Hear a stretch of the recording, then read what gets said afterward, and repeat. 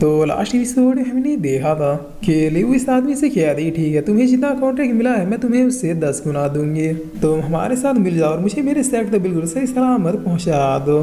जिस पर ये आदमी कहता है तुम चालाक तो हो लेकिन अभी तुम्हारी कोई भी चालाकी नहीं चलेगी। जब मेरे पास तुम्हें किडनैप करके पूरा इमॉर्टल सेक्ट हथियाने का मौका है तो फिर मैं भला चिल्लरों के लिए काम क्यों करूँ। इसलिए अगर तुम कोऑपरेट करोगे तो मैं तुम्हें किसी प्रिंसेस की तरह ही ट्रीट करूंगा, वरना तुम्हारे बाल पकड़ के भी मैं तुम्हें यहाँ से घसीट के ले जा सकता हूँ। तो अब बताओ क्या तुम खुद ही मेरे साथ चलने के लिए रेडी हो या फिर जबरदस्ती मुझे करनी होगी, चॉइस तुम्हारा है। और ये तो बिल्कुल ही मत समझना कि तुम लोग मुझे हरा सकते हो, क्योंकि मैं फील कर सकता हूँ कि अभी तुम्हारी कल्टीवेशन पॉइजन की वजह से अपने करंट स्टेट में नहीं है। उसके अलावा बचा ये लड़का जो कि सिर्फ फाउंडेशन रिलम के सेकंड लेवल है, मैं तो इसे छुट्टी बजाते ही खत्म कर दूंगा। तब लियो फुल होप में लियोंग की ओर देखती है, जिस पर लियोंग बहुत ही फनी तरीके से अपने मन में याद आई किसी ने बिल्कुल सही कहा था, लड़की का चक्कर मौत से टक्कर। ये मुझे ऐसे देख रही कि मानो मैं ही इसकी आखिरी उम्मीद हूँ, पता नहीं इसके लिए और कितनों से फाइट करनी होगी। तब ये आदमी लियोंग से कह रही बचे तुम वाकई में बहादुर हो, क्योंकि डायरेक्ट साइड वालों से बच के यहाँ तक पहुँच जाना ये अपने आप में ही एक मिरेकल है। इसीलिए मैं तुम्हारी बहादुरी की तारीफ करता हूँ, तुम वाकई में आगे चलकर एक अच्छे कल्टीवेटर बनोगे। वेल चूंकि मैं तुम्हारे जैसे यंग टैलेंट को काफ़ी ज़्यादा सपोर्ट करता हूँ, इसीलिए मैं तुम पे एहसान करके तुम्हें यहाँ से जिंदा जाने का मौका दे सकता हूँ। जिस लियोंग इसकी बातें सुनकर थोड़ा सा शौक हो जाता है। तब ये आदमी कहता है शौक मत हो, मैं चाहता हूँ कि तुम जीना चाहते हो और तुम्हें मार के मुझे भी कुछ हासिल नहीं होने वाला, इसलिए मैं तुम्हें मौका देता हूँ तुम चुपचाप इस लड़की को छोड़ के यहाँ से निकल जाओ, वरना अगर तुम अपने इस फाउंडेशन लेवल के दम पे मुझसे फाइट करने आए तो फिर किसी चीटी की तरह मसल दिए जाओगे। तो आप समझदारी दिखाओ और चुपचाप यहाँ से चले जाओ, कम से कम जिंदा बचे रहोगे, वरना बीच में पड़े तो फिर ये तो बड़े घराने की लड़की है, कैसे भी करके बच जाएगी लेकिन तुम नहीं बचोगे। चलो लो, तुम्हारे सेटिस्फेक्शन के लिए मैं ये भी प्रॉमिस करता हूँ कि इसे बिल्कुल सेफ रखूंगा, आखिर हमारी डिमांड्स भी तो इसी की वजह से पूरी होगी। तब इन बातों को सुनिए यहाँ का माहौल बहुत ही ज़्यादा इंटेंस हो जाता है। जिस वाली और क्या याद आई क्या वाकई तुम मुझे जाने दोगे अगर मैं इस लड़की को तुम्हें सौंप दूँ। तो इस बात को सुन के लियो बहुत ही ज़्यादा शौक हो जाती है और लियो की ओर देखने लगती है। जिस पर ये आदमी हंसते हुए क्या था कि मैं प्रॉमिस करता कि तुम जिंदा यहाँ से निकल जाओगे इसे सौंपने के बाद। चलो बुलाओ इस लड़की को मुझे दे दो। तब लियोंग अपने शॉट को निकाल दिए क्या था, लेकिन मुझे तुम्हारे ऑफर में कोई भी इंटरेस्ट नहीं है। मैं इसलिए वो मेरी दोस्त है और मैं दोस्तों के साथ कभी भी नहीं छोड़ता, स्पेशली अगर दोस्त लड़की हो तो। अगर लड़की चाहिए तो आ जाओ मुझसे फाइट करो और इसे ले जाओ अगर तुम्हारे गुर्दों में दम हो तो। और फिर लियोंग लियो से क्या था कि पीछे ही रहना। जब मैंने प्रॉमिस किया कि तुम्हें सेक्ट में पहुंचा के रहूंगा, इसका मतलब तुम्हें सेक्ट में पहुंचा के रहूंगा चाहे जो भी हो जाए।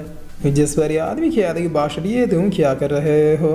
तब लियोंग क्या था कि काले कौवे तुम इकलौते पर्सन नहीं हो जो कि गोल्डन रिलम पे और मैं तुमसे फाइट करने वाला हूँ। तुमसे पहले मैंने डायरेक्ट साइड के गोल्डन रिलम के बंदे को निपटा दिया है। जिस पर ये आदमी थोड़ा शौक होती है क्या था कि क्या। और फिर ये आदमी क्या था कि लड़के मैंने सोचा कि मैं तुम्हारी लाइफ को बख्श दूंगा, लेकिन अगर तुम खुद ही मरना चाहते हो तो फिर यही सही। तब लियो अपने मन में कह रही ये सिचुएशन बहुत ही ज्यादा बुरा है। लियोंग भले ही पहले से लेवल के बंदे फाइट कर चुका है मगर ये आदमी एक किलर है। वेट क्या इस बार भी लियोंग के पास कोई ट्रिक है जिससे कि इस आदमी से फाइट कर सके। जिस पर लियोंग अब आगे आती हुई क्या था कि मैंने इस ट्रिक को ना जाने कब से बचा रखा था और अभी मुझे लगता है कि बिल्कुल राइट टाइम इस ट्रिक को यूज करने का। तभी आदमी थोड़ा टेंशन में आती हुई क्या था क्या सच में इस लड़के के पास कोई किलर मूव है। नहीं ऐसा कैसे हो सकता है, इसका लेवल तो काफ़ी ज़्यादा लो है और ये बड़े बड़े अटैक को परफॉर्म नहीं कर सकता।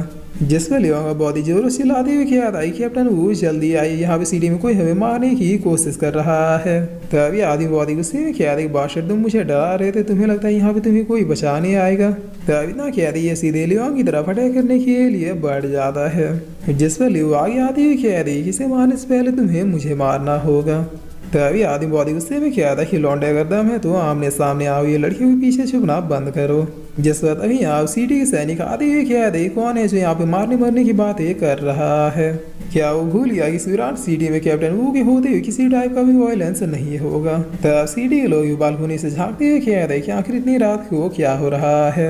अरे देखो ये दो ही जीनियस लड़का है ना जिसने आज हमें पील बना के दिया था। जिस पर कैप्टन हुआ अभी शादी के पास आते हुए क्या था कि ये विराट सिटी यहाँ पे किसी भी टाइप का क्राइम नहीं होता है।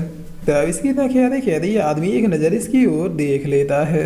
जिस पर कैप्टन वो भी अब काफ़ी ज़्यादा डरते हुए कहता है क्या गोल्डन रिलम आखिर तुम हो कौन। तभी आदमी अपना बेस्ट दिखाते हुए कहता है कि मैं वुजी सेट का डिसाइबल हूँ और इस लड़की को लाने का ऑर्डर मिला है। अगर तुमने इनकी हेल्प करने की कोशिश की तो फिर पूरा वुजी सेट और उनके एल्डर आके सीडी का क्या हाल करेंगे तुम समझ सकते हो। इसीलिए अपने सैनिकों को लेकर मेरे रास्ते से दफा हो जाओ। जिसे सुने सिटी वाले कहते हैं कि क्या वुजी सेट ये तो वही सेट है ना जो कि स्पेशली कॉन्ट्रैक्ट किलर्स के लिए जाने जाते हैं। इनका तो मेन धंधा इन लोगों को मार के चलता है, तो फिर इस लड़के ने ऐसा क्या कर दिया होगा जो कि खुद वुजी सेट वाले इनके दुश्मन बन गए हो। तभी सैनिक इधर पीछे से कहता है सर हमें खामखाई बीच में नहीं पड़ना चाहिए, वुजी सेट वाले बहुत ही ज्यादा कमीने लोग हैं। अगर इसे सेट वालों ने सिटी पे हमला कर दिया तो फिर हम भी नहीं बचने वाले। जिस पर लियो अब आगे आते ही कह दे किसी बातों को मत सुनो, अगर ये वुजी सेट से है तो फिर मैं भी इमॉर्टल सेट के हेड की प्रिंसेस हूँ और आप लोग तो जानते ही होंगे इमॉर्टल सेट की क्या रेपुटेशन है। तो अब जो भी हमारी हेल्प करेगा इमॉर्टल सेट हमेशा ही उसी काइंडनेस को याद रखेगा। तो इस बात को सुनते सारे लोग कहने लगते हैं कि क्या वाकई में ये इमॉर्टल सेट की प्रिंसेस है।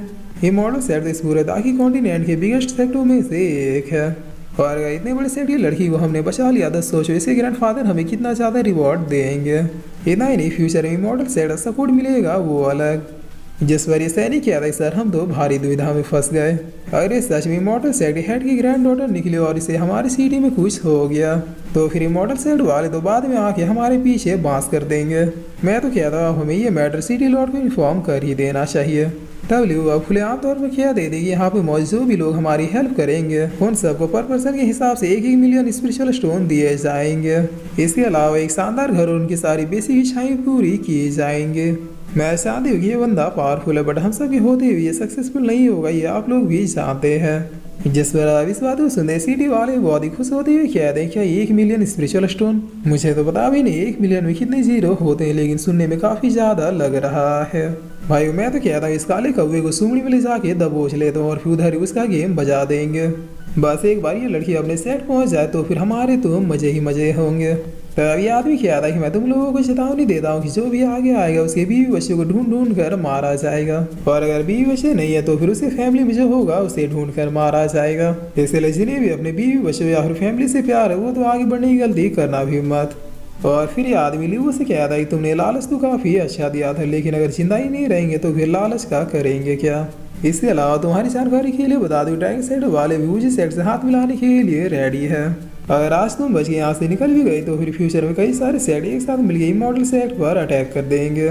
तो अब बताओ किन बहादुरों को मुझसे भिड़ना है।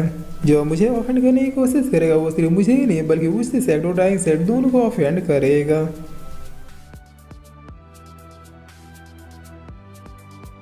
और फिर इसी के साथ ये एपिसोड यहीं पे खत्म होता है।